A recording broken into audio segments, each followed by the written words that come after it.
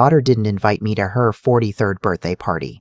Not a casual gathering, not a small dinner she forgot to mention. A full party. Catered, decorated, 60-some guests held in the house I helped her buy. I found out from my neighbor, her name is Bev.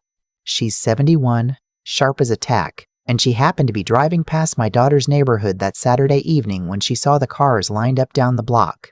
The string lights glowing through the front windows, heard the music drifting out into the warm June air.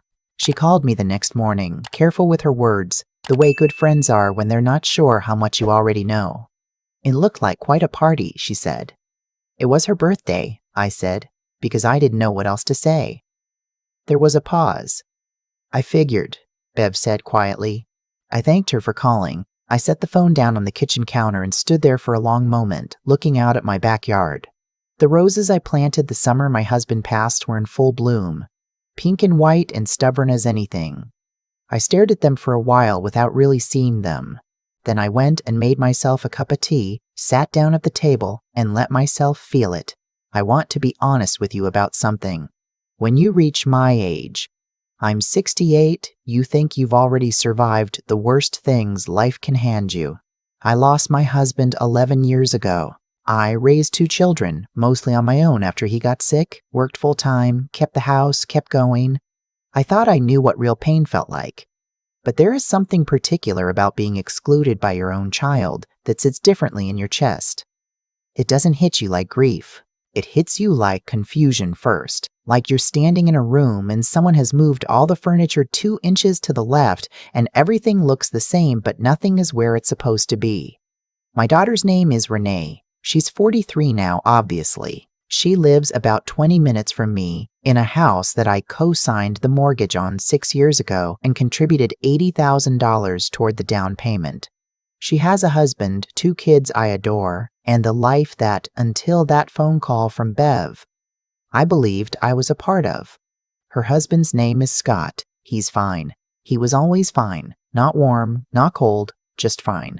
He has strong opinions about craft beer and home renovation projects, and very little else as far as I can tell.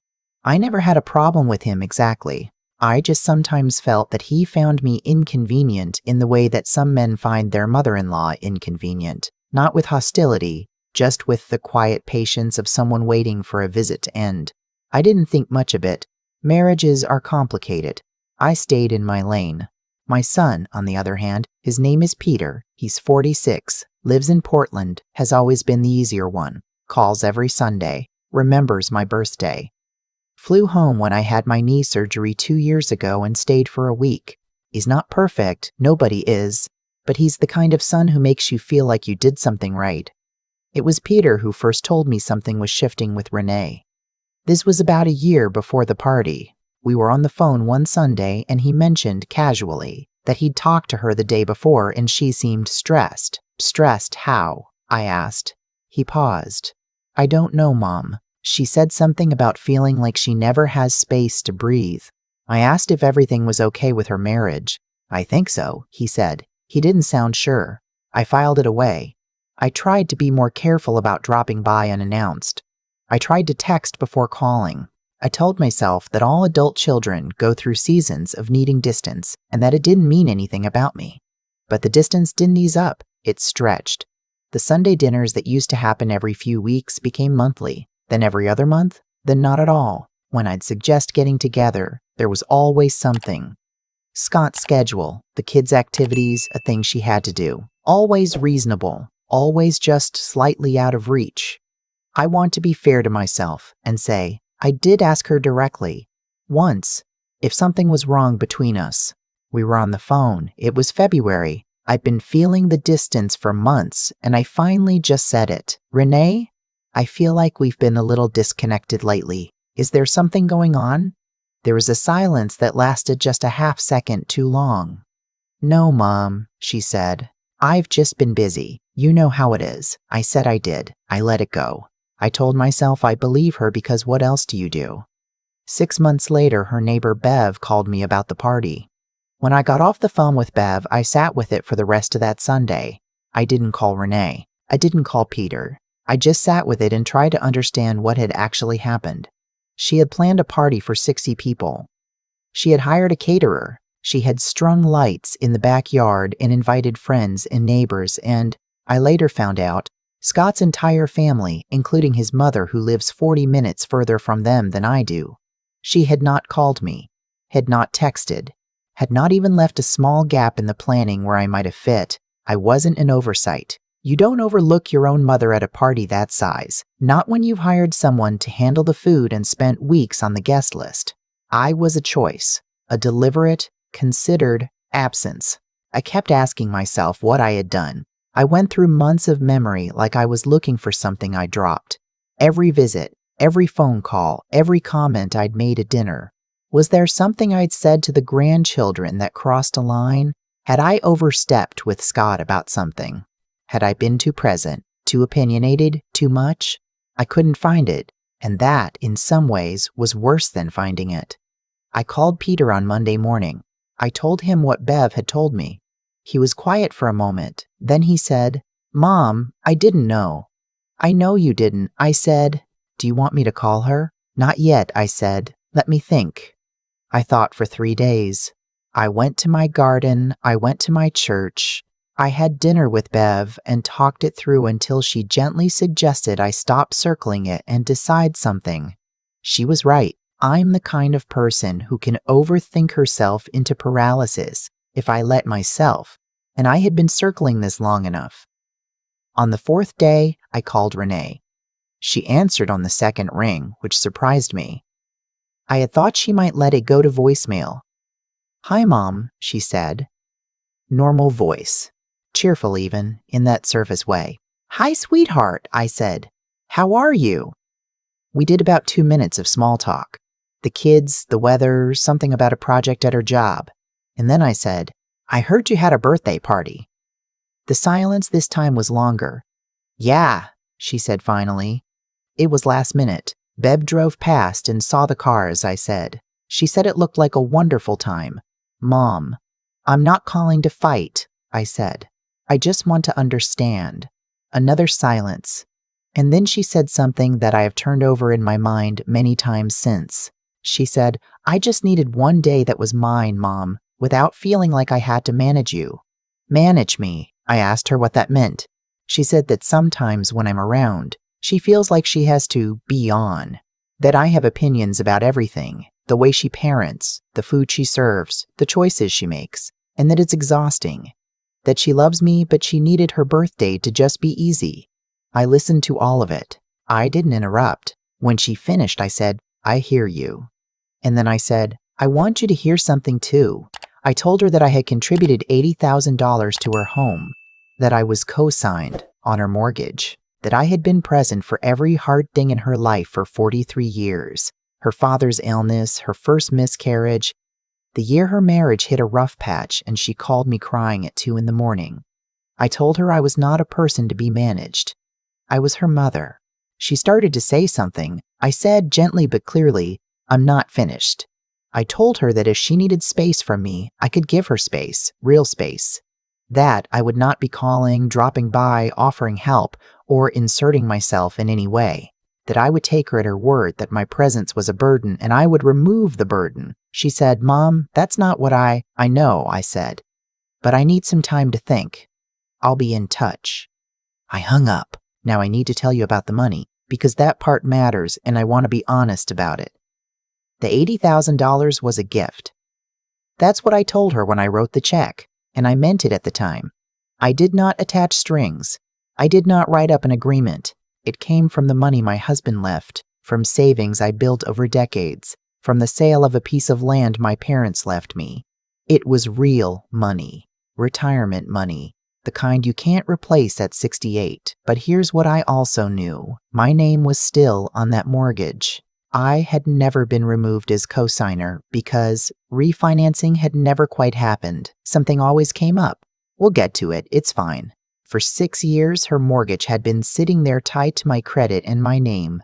I called my financial advisor the next morning. Her name is Maureen. She's been helping me manage my finances for 12 years, and she has the particular skill of being completely direct without making you feel stupid. I explained the situation. I asked her what my options were. She explained them carefully. The co-signing arrangement gave me certain rights if payments were ever missed, and also certain exposures.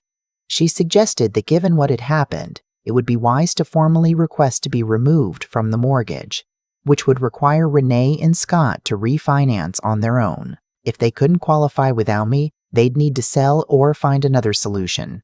I also called my attorney. His name is Gerald Whitmore. I've been using him since my husband died, and he's meticulous and kind in equal measure. I told him I wanted to revisit my estate planning. I'd been meaning to update my will anyway, but I'd been putting it off the way you put off things that feel too final. We met on a Thursday. I walked through everything with him. He asked me thoughtful questions. I was clear about what I wanted. It wasn't revenge. I want to be careful about that because revenge is small and what I was feeling was not small. It was clarity. For the first time in a long time, the fog of trying to figure out what I'd done wrong had lifted, and I could see things plainly. I had loved my daughter generously, sometimes at real cost to myself, and she had come to see that love as something to be managed, rather than something to be grateful for. That was information. I needed to make decisions based on accurate information. The new will was fair to both my children, but it was different than the old one, and the mortgage co-signing, I sent a formal letter requesting removal, which meant they had 90 days to refinance. I didn't tell Renee any of this right away. For the first few weeks, I kept my word. I didn't call, didn't text, didn't reach out to the grandchildren through her, though that was the hardest part. I missed those kids more than I missed her, if I'm honest. Peter called me every few days to check in. He was careful not to take sides openly, which I respected. But one evening, he said quietly, "She's scared, Mom." She's not saying it, but she is. She should have thought of that before the party, I said. He didn't argue with me. The letter about the mortgage reached her on a Wednesday. I know because she called me that evening. The number of rings before she gave up was 3. She called again an hour later. Went to voicemail. She called a third time at 9:30 that night and I answered. Her voice was different. The easiness was gone. "Mom, what is this letter?" "It's exactly what it says," I told her. "I'm requesting to be removed as co-signer. You and Scott will need to refinance on your own. You can't just..." She stopped, started again. "We can't necessarily qualify without you. You know that." "I know," I said. "You'll need to look at your options." "Mom," her voice broke a little, "why are you doing this?" And I said something I'd thought about carefully. "Because I'm not on your list, Renee. You told me as much. And someone who isn't on your list probably shouldn't be on your mortgage either." There was a long silence. "That's not fair," she said. "Maybe not," I said. "But it's honest. I didn't bring up the will. Some things you hold close." The next month was hard. I won't pretend otherwise. She called more, texted more, and most of it was some version of fear about the house. Could I reconsider? Could we talk to the bank together? Could we work something out? I was never cruel about it. I always answered. But I was clear. I needed something from her before I was willing to revisit anything. And what I needed was not a negotiation. It was a conversation. A real one. Not the kind where she explained to me again that I was exhausting. The kind where we actually looked at each other. It took 6 weeks for that conversation to happen. She came to my house on a Saturday morning. Without Scott, which was her choice, and I thought it was the right one. She sat down at my kitchen table, the same table I'd sat at when Bev called me, and she looked tired in a way I recognized. The way you look when you've been holding something heavy for too long.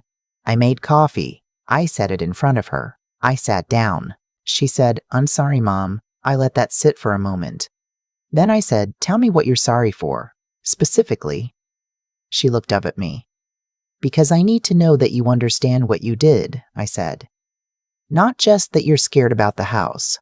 She nodded slowly, and then she talked for a long time. She talked about the resentment she'd let build, about things she'd never said to me and then turned into a reason to pull away, about Scott's family being easier because she had no history with them, no complicated feelings, about feeling like, with me, she could never just be normal.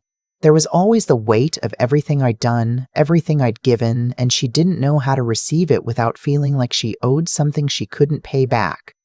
I listened. Some of it was hard to hear. Some of it I understood more than she knew. When she finished, I said, "You should have told me. Not at the party. Before the party. Before the distance. You should have come to me and said, 'Mom, I'm struggling with this.' I didn't know how." "I know," I said. "But you've known how to call me at 2 in the morning when your marriage was falling apart. You've known how to call me when the kids were sick and Scott was traveling. You know how to reach me when you need me.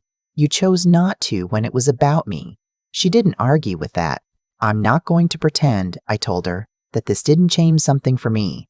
It did. I see things more clearly now, and some of those things are things I should have seen before. About how much I was giving and whether it was actually wanted." She started to say something. "Let me finish," I said. I told her that I was her mother and I would always be her mother, that I was not going to disappear from her life or her children's lives because I refused to let one terrible choice define our entire relationship. But I told her that things were going to be different, that I was going to be less available financially and more honest emotionally, that if she had a problem with me, I expected her to say so directly to my face, and I would do the same. I told her I was staying on the mortgage until they could refinance in the next 12 months because I wasn't going to blow up her family's housing over a grudge. But I told her it needed to be resolved by then, and I told her that my will had been updated and that she should not assume anything. She was quiet for a moment. Then she said, "Are you punishing me?" "No," I said. "I'm being honest with you. Maybe for the first time in a long time in both directions." She looked at me for a long moment. And then she did something that surprised me. She reached across the table and took my hand. "I missed you," she said. "I've been missing you for a long time. I just didn't know how to stop being angry long enough to say it." I held her hand. I didn't say everything was fine because it wasn't. Not yet. But I held her hand. We had lunch that day. Sandwiches at my kitchen table, the way we used to when she was in college and would come home for a weekend. She told me things she hadn't told me in years. Real things, the way you talk to someone you trust. Her marriage was going through a quiet, rough patch. Nothing dramatic. Just the low-grade friction of two people who'd stopped paying attention to each other. One of the kids was struggling in school. She'd been feeling lost in her job and hadn't told anyone. I listened to all of it. I didn't give advice unless she asked. I just listened. By the time she left, something had shifted. Not back to what it was before. I don't think you can go back exactly, and I'm not sure I'd want to, but forward to something more honest, more equal. She came back the following Saturday. We started walking together in the mornings, something we'd done when she was in high school, and then let drop for 20 years. She started calling to talk, not just to manage logistics. The refinancing took 8 months. It was hard for them. Rates weren't favorable and they had to restructure some things. But they did it. The day the paperwork was signed and my name came off the mortgage, Renee texted me a photo of the document with a single line. "We did it. Thank you for giving us the time." I printed that text. I don't know why exactly. It just felt like something worth keeping. My will is still updated. I haven't told her the details and she hasn't asked again. What's in it is fair. What's in it reflects the truth of my life and my relationships. Not punishment, not reward, just honesty. I think about the party sometimes, the string lights through the front window, the 60 guests who got to be there. I think about how much it cost her, not in money, but in us. The year of distance we could have had instead as closeness. The mornings we didn't walk, the conversations we didn't have. I don't think she's a bad person. I don't even think she meant to be cruel. I think she was a woman who'd let something fester too long and took the easiest exit, and she didn't think clearly about what the exit would cost her. A lot of us do that. I've done it in my own ways, in my own life. But I also think that sometimes the people who love us most need to show us the cost, not out of anger, out of love, and out of the particular kind of love that respects itself enough to be honest. That's what I tried to do. I'm not sure I did it perfectly, but I did it with everything I had. And I'll tell you this, the roses in my backyard have never looked better. I've been out there almost every morning now that the weather is good, and sometimes Renee is with me, and sometimes she's not. But I'm there, tending to something that blooms whether or not anyone is watching. That's enough for me. That's more than enough. I've been sitting with this story for a while now, trying to figure out what it actually taught me. Not the surface lesson, not protect your money or don't give too much. Those things are true, but they're not the heart of it. What I kept coming back to was this. I had spent years being generous in ways that slowly erased my own edges. Every time I wrote a check, every time I showed up, every time I swallowed something that bothered me because I didn't want to cause friction, I was quietly teaching the people around me that I didn't have edges, that I was endlessly available, that my feelings were optional. I didn't do that out of weakness. I did it out of love, and I think that matters. But love without honesty isn't really love. It's just accommodation. And accommodation, stretched long enough, starts to look like invisibility. When Renee told me I was someone she needed to manage, it stung in a way I wasn't prepared for. But after the sting passed, I recognized something underneath it. She had learned to see me that way because I had let her. Not because she was cruel, she isn't, but because I had never clearly shown her where I ended and where my generosity began. I had blurred that line for so long, but even I had trouble finding it. What took real courage, more than sending the letter about the mortgage, more than updating my will, was sitting down at that kitchen table with her and refusing to pretend. Refusing to let "I'm sorry" be enough without asking her to go deeper. That's the part nobody tells you about getting older. The bravery isn't in the grand gestures. It's in the quiet, uncomfortable conversations you stop avoiding. Peter called me a few weeks after Renee and I had that Saturday lunch together. He said, "I don't know what you said to her, Mom, but she seems different." I told him I hadn't said anything she didn't already know. I just asked her to look at it directly instead of sideways. That's what I think intelligence actually looks like in real life. Not cleverness, not strategy. The willingness to see things plainly, especially the things you've had a hand in creating, and to act on what you see instead of finding comfortable reasons not to. And the resilience piece, the part that I think gets misunderstood most, is not about being hard. Renee thought I was punishing her with that letter. I wasn't. Strength isn't about making people hurt. It's about deciding clearly and without drama what you will and won't carry anymore. I carried a lot for a long time. Some of it was worth it. Some of it, I can see now, I should have set down sooner. The roses are still blooming. Renee came by last Saturday and we walked the garden together. She noticed that one of the climbing roses needed a new trellis and offered to bring one next week. Small thing. But it was her idea, her offering, and that's different from anything I could have asked for. That's what honest love looks like when it finally finds its footing. Not perfect, not without history, but real and chosen and facing the right direction.